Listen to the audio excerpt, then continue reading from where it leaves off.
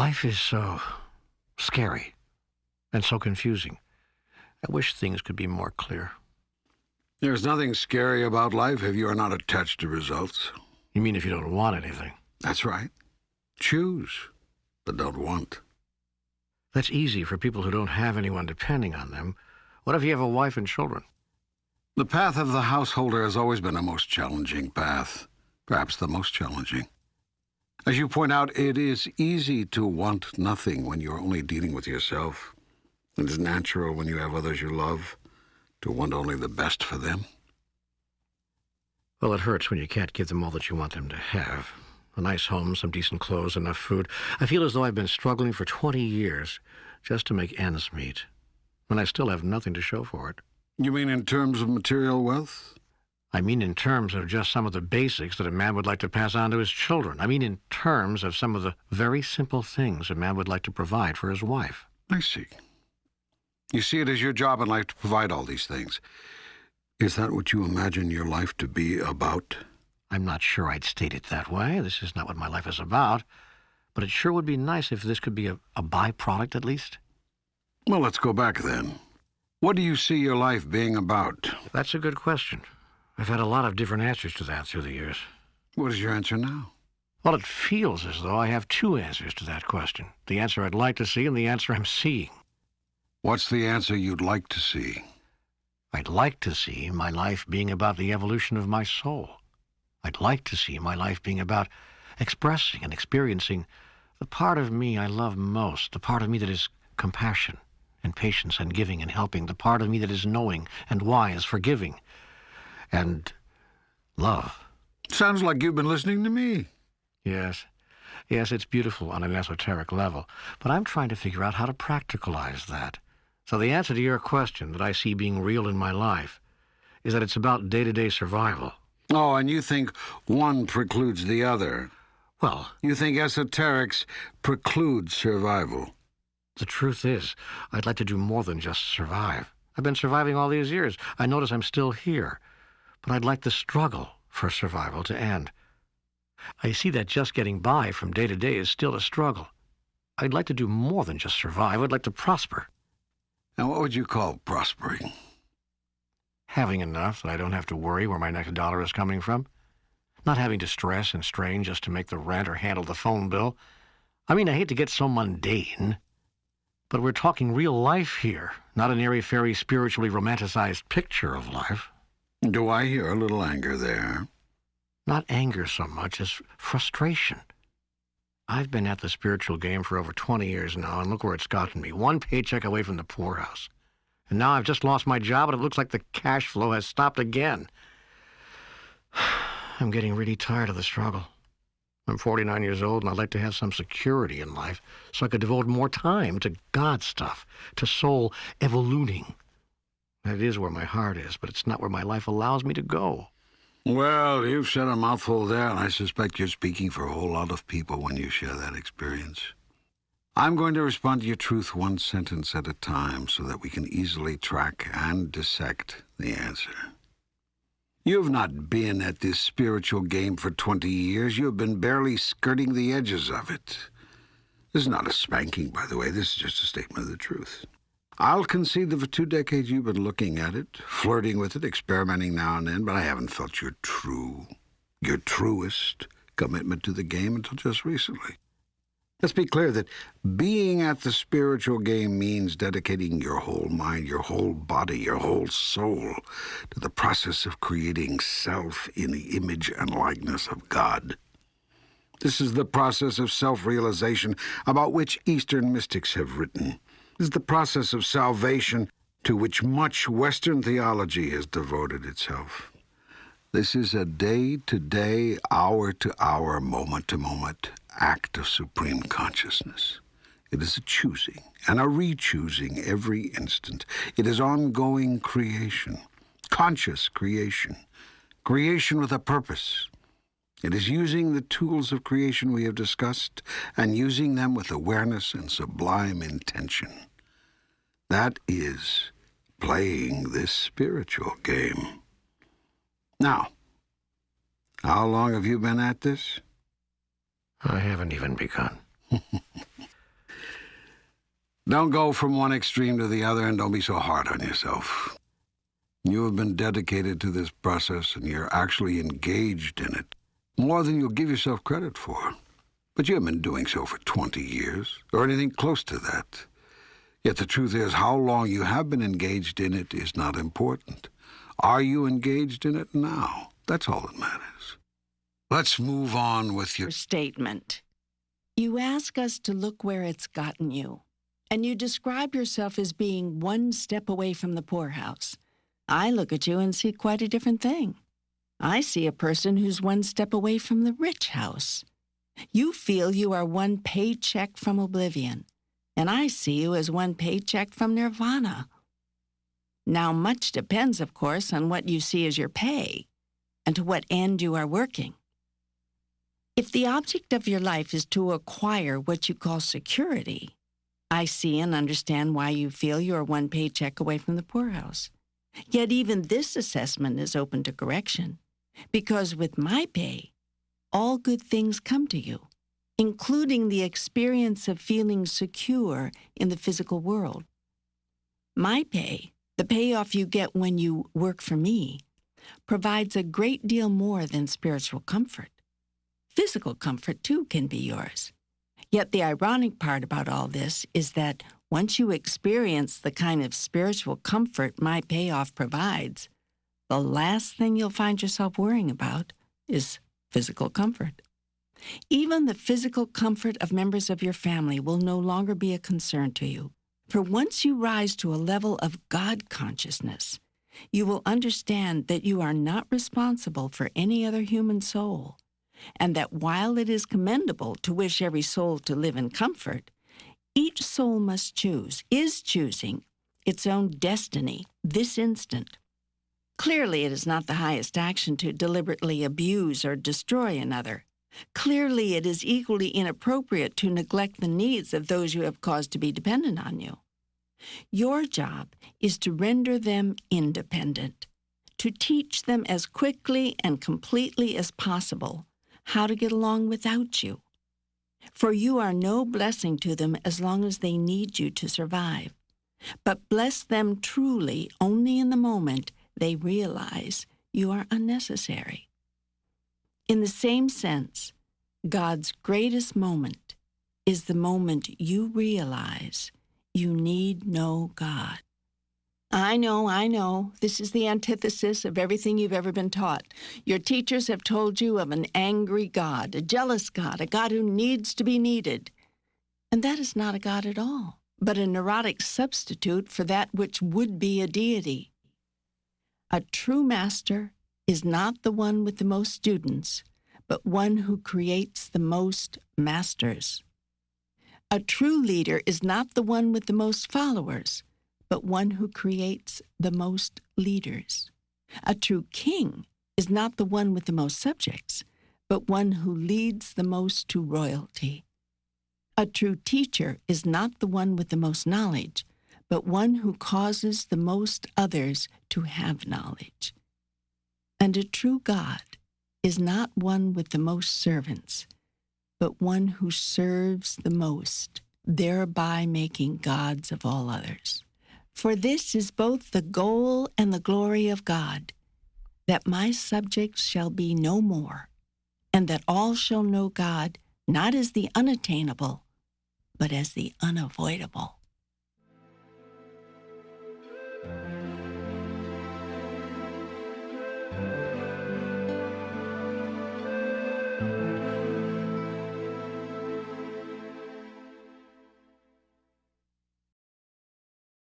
I would that you could this understand.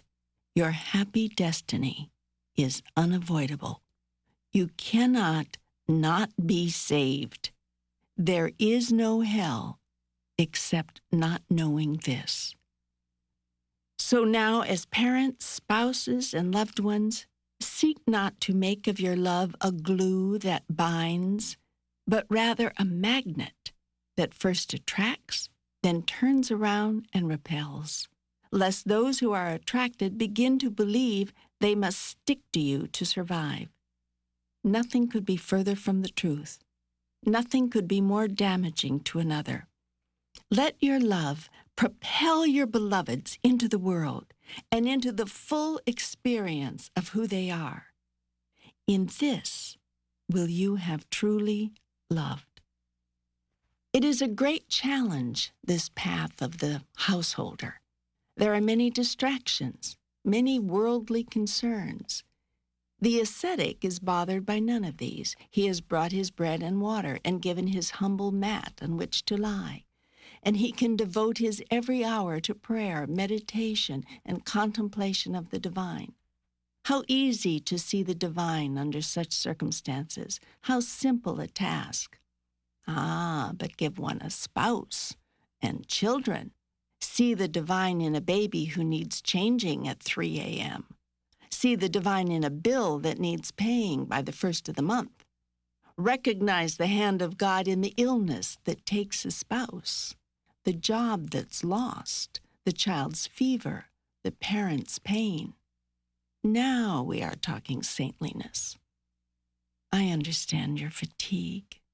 I know you are tired of the struggle. Yet I tell you this. When you follow me, the struggle disappears. Live in your God space, and the events become blessings, one and all. How can I get to my God space? When I've lost my job, the rent needs paying, the kids need a dentist, and being in my lofty philosophical space seems the least likely way to solve any of this. Do not forsake me when you need me most. Now is the hour of your greatest testing. Now is the time of your greatest chance. It is the chance to prove everything that has been recorded here. When I say don't forsake me, I sound like that needy, neurotic God we talked about, but I'm not. You can forsake me all you want. I don't care, and it won't change a thing between us.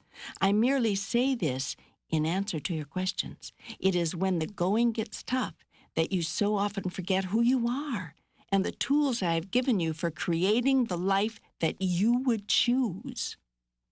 Now is the time to go to your God space more than ever. First, it will bring you great peace of mind, and from a peaceful mind do great ideas flow, ideas which could be solutions to the biggest problems you imagine yourself to have. Second, it is in your God space that you self-realize. And that is the purpose, the only purpose of your soul. When you are in your God space, you know and understand that all you are now experiencing is temporary. I tell you that heaven and earth shall pass away, but you shall not. This everlasting perspective helps you to see things in their proper light. You can define these present conditions and circumstances as what they truly are, temporary and temporal. You may then use them as tools, for that is what they are, temporary, temporal tools, in the creation of present experience.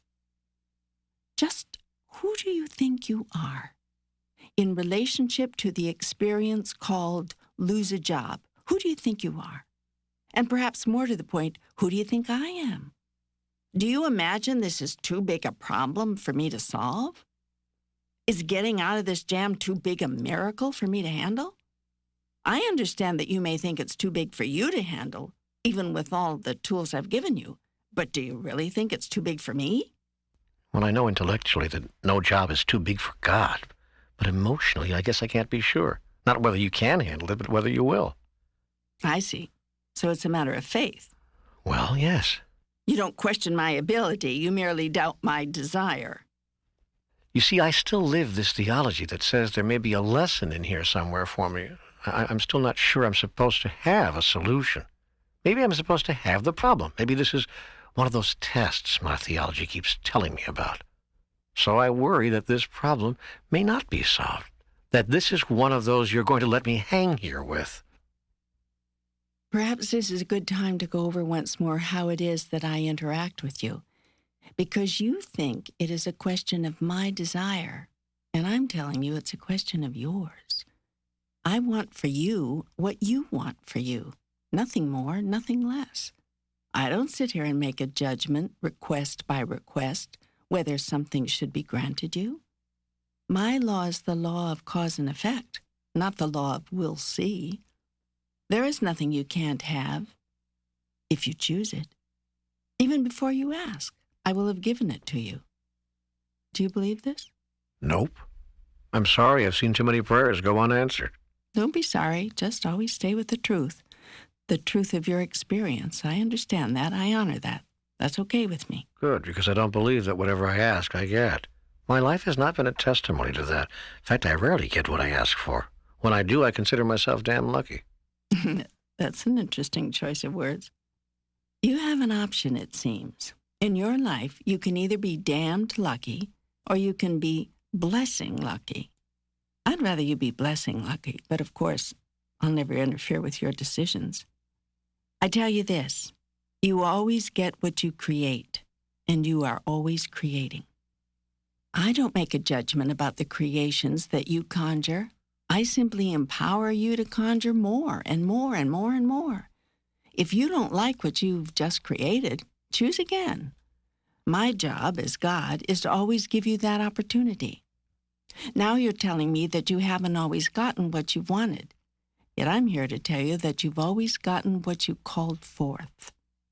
Your life is always a result of your thoughts about it, including your obviously creative thought that you seldom get what you choose. Now, in this present instance, you see yourself as the victim of the situation in the losing of your job. Yet the truth is that you no longer chose that job. You stopped getting up in the morning in anticipation and began getting up with dread. You stopped feeling happy about your work and began feeling resentment. You even began fantasizing doing something else. You think these things mean nothing? You misunderstand your power. I tell you this, your life proceeds out of your intentions for it. So what is your intention now? Do you intend to prove your theory that life seldom brings you what you choose? Or do you intend to demonstrate who you really are and who I am? Well, I feel chagrined, chastised, embarrassed. Does that serve you? Why not simply acknowledge the truth when you hear it and move toward it? There's no need to recriminate against yourself. Simply notice what you've been choosing and choose again. But why am I so ready to always choose the negative and then spank myself for it? What can you expect? You were told from your earliest days that you're bad. You accept that you were born in sin. Feeling guilty is a learned response. You've been told to feel guilty about yourself for things you did before you could even do anything. You've been taught to feel shame for being born less than perfect. This alleged state of imperfection in which you are said to have come into this world is what your religionists have the gall to call original sin. And it is original sin, but not yours. It is the first sin to be perpetrated upon you by a world which knows nothing of God if it thinks that God would or could create anything imperfect. Some of your religions have built up whole theologies around this misconception. And that is what it is, literally, a misconception. For anything I conceive, all that to which I give life is perfect, a perfect reflection of perfection itself, made in the image and likeness of me. Yet in order to justify the idea of a punitive God, your religions needed to create something for me to be angry about. So even those people who lead exemplary lives somehow need to be saved. If they don't need to be saved from themselves, then they need to be saved from their own built-in imperfection. So these religions say you'd better do something about all of this and fast, or you'll go straight to hell. This in the end may do nothing to mollify a weird, vindictive, angry God, but it does give life to weird, vindictive, angry religions. Thus do religions perpetuate themselves. Thus does power remain concentrated in the hands of the few, rather than experienced through the hands of the many. Of course you choose constantly the lesser thought, the smaller idea, the tiniest conception of yourself and your power, to say nothing of me and mine. You've been taught to. My God, how can I undo the teaching? You can undo the teaching by listening to our conversations over and over again, until you understand every passage, until you're familiar with every word. When you can repeat its passages to others, when you can bring its phrases to mind in the midst of the darkest hour, then you will have undone the teaching. Yet there is still so much I want to ask you, still so much I want to know. Indeed. You had a lot of questions. Shall we get back to them?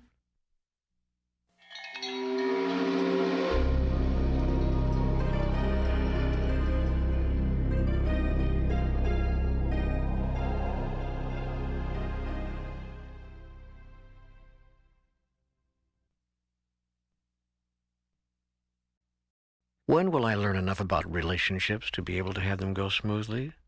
Is there a way to be happy in relationships? Must they be constantly challenging? You have nothing to learn about relationships. You have only to demonstrate what you already know. There is a way to be happy in relationships, and that is to use relationships for their intended purpose, not the purpose you have designed. Relationships are constantly challenging, constantly calling you to create, express, and experience higher and higher aspects of yourself, grander and grander visions of yourself, ever more magnificent versions of yourself. Nowhere can you do this more immediately, impactfully, and immaculately than in relationships. In fact, without relationships, you cannot do it at all. It is only through your relationship with other people, places, and events that you can even exist as a knowable quantity, as an identifiable something in the universe.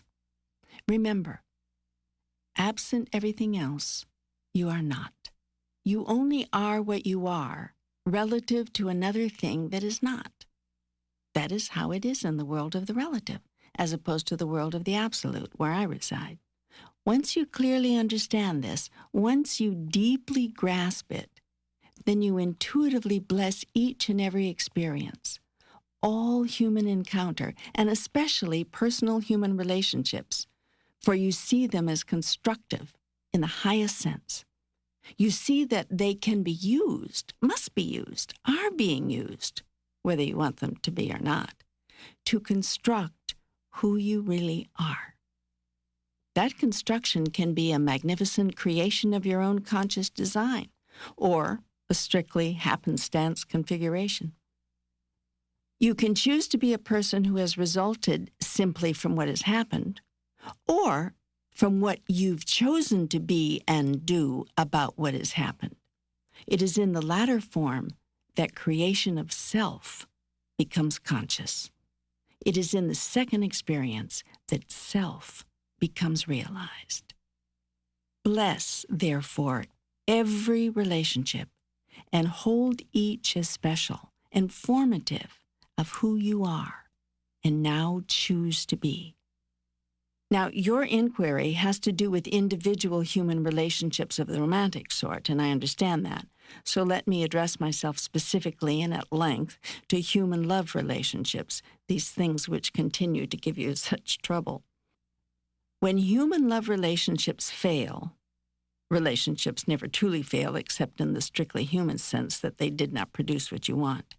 They fail because they were entered into for the wrong reason. Wrong, of course, is a relative term, meaning something measured against that which is right, whatever that is. It'd be more accurate in your own language to say relationships fail, change, most often when they are entered into for reasons not wholly beneficial or conducive to their survival. Most people enter into relationships with an eye toward what they can get out of them, rather than what they can put into them. The purpose of a relationship is to decide what part of yourself you'd like to see show up, not what part of another you can capture and hold. There can be only one purpose for relationships, and for all of life, to be and to decide who you really are. It is very romantic to say that you were nothing until that special other came along, but it's not true. Worse, it puts an incredible pressure on the other to be all sorts of things he or she is not. Not wanting to let you down, they try very hard to be and do these things until they cannot anymore. They can no longer complete your picture of them. They can no longer fill the roles to which they have been assigned. Resentment builds, anger follows. Finally, in order to save themselves and the relationship, these special others begin to reclaim their real selves, acting more in accordance with who they really are. It is about this time that you say they've really changed. It's very romantic to say that now that your special other has entered your life, you feel complete. Yet the purpose of relationship is not to have another who might complete you, but to have another with whom you might share your completeness.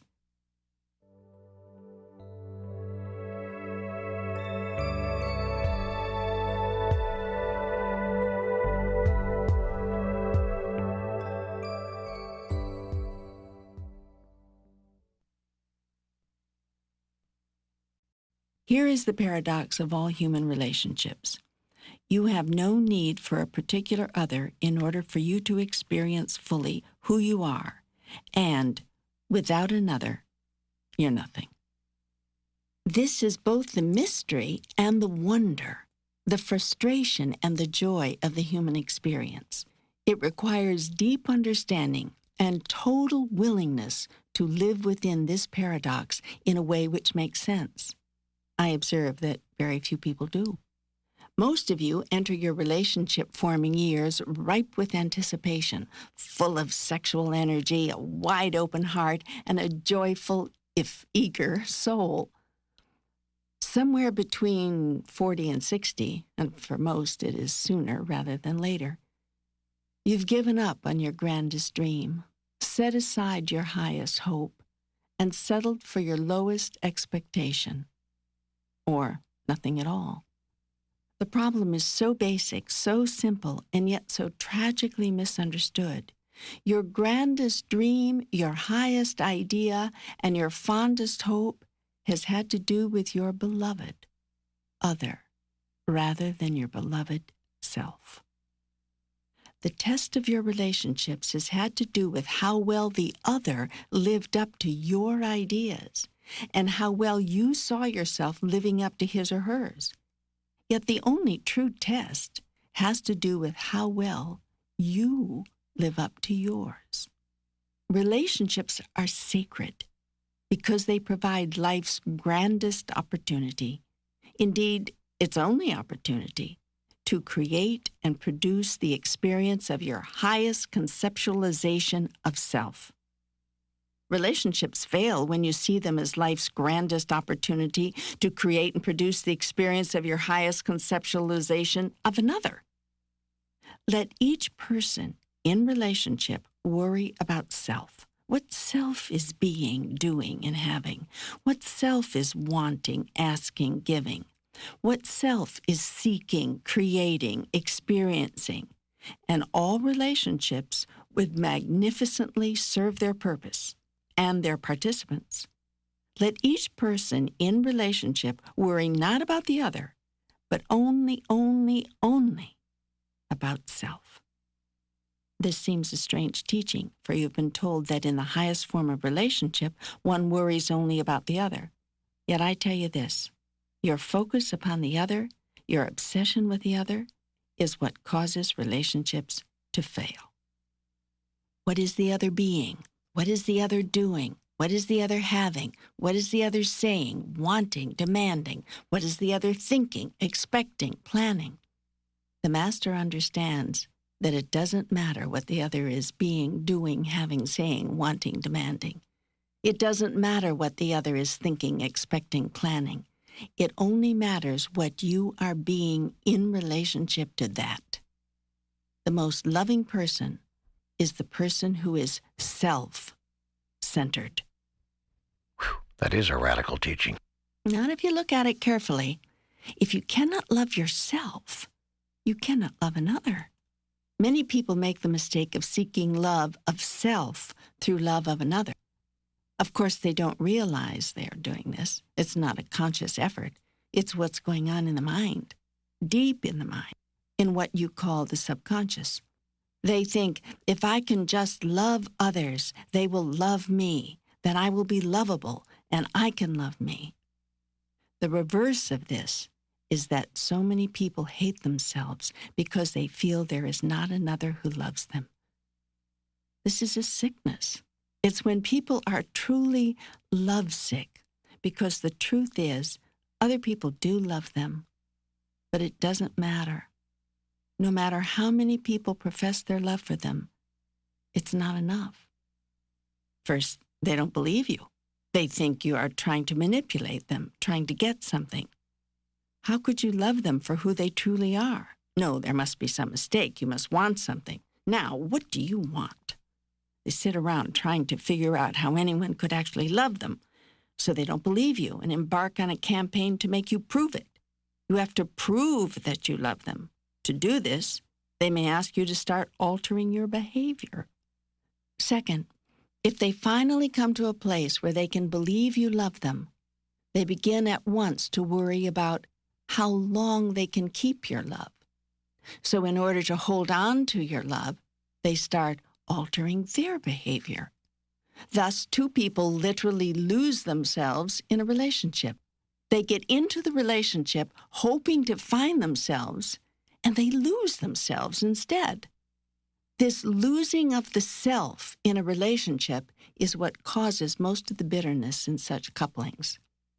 Two people join together in a partnership hoping that the whole will be greater than the sum of the parts, only to find that it's less. They feel less than when they were single, less capable, less able, less exciting, less attractive, less joyful, less content. This is because they are less. They've given up most of who they are in order to be and to stay in their relationship. Relationships were never meant to be this way, yet this is how they are experienced by more people than you could ever know. Why? Why? It's because people have lost touch with, if they ever were in touch with, the purpose of relationships. When you lose sight of each other as sacred souls on a sacred journey, then you cannot see the purpose, the reason behind all relationships. The soul has come to the body and the body to life for the purpose of evolution.